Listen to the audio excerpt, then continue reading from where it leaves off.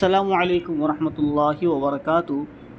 ایک مسئلہ یہ پوچھا گیا ہے کہ حیض کی کم از کم اور زیادہ سے زیادہ مدت کیا ہے، کتنے دن تک حیض شمار ہوگا؟ شریعت میں اس کی کیا تفصیل ہے؟ برائے کرم جواب عنایت فرمائیں۔ جواباً عرض ہے کہ حیض کی کم سے کم مدت جو ہے وہ 3 دن ہے اور زیادہ سے زیادہ مدت 10 دن ہے۔ اگر کسی عورت کو 3 دن سے کم یا 10 دن سے زیادہ خون آیا تو وہ حیض شمار نہیں ہوگا بلکہ بیماری شمار ہوگا، اس کو استحاضہ کہتے ہیں۔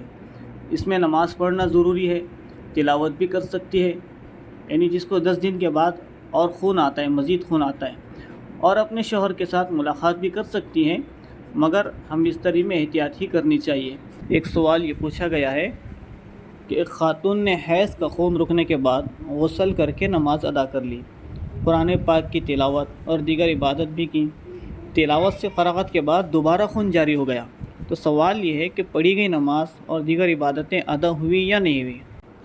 سوال میں پوچھی گئی صورت میں اگر ایام عادت کے مطابق خون بند ہونے کے بعد دوبارہ جاری ہوا، یعنی عام طور پر عادت تھی 4 دن حیض آنے کی اور اب 1-2 دن کے بعد پھر خون جاری ہوا، تو خون کے بند ہونے کا انتظار کیا جائے گا۔ اگر 10 دن کے اندر خون بند ہو جائے تو یہ سارا خون حیض شمار ہوگا اور سمجھا جائے گا کہ عادت بدل گئی، یعنی اب یہ سمجھیں گے کہ اب ان کی عادت بدل گئی، 4 دن نہیں بلکہ 6 دن کی عادت ہو گئی ہے۔ ان دنوں کی نمازیں معاف ہے۔ کون سے دن؟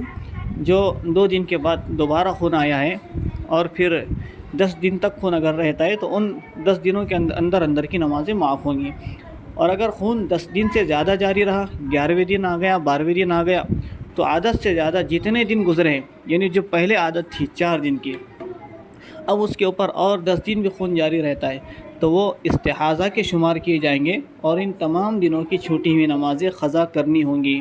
لہٰذا اس صورت میں عادت کے مطابق خون بند ہونے کے بعد جو نمازیں اور عبادت آپ نے کی ہے وہ ادا ہو گئی، اس کے اعادے کی ضرورت نہیں۔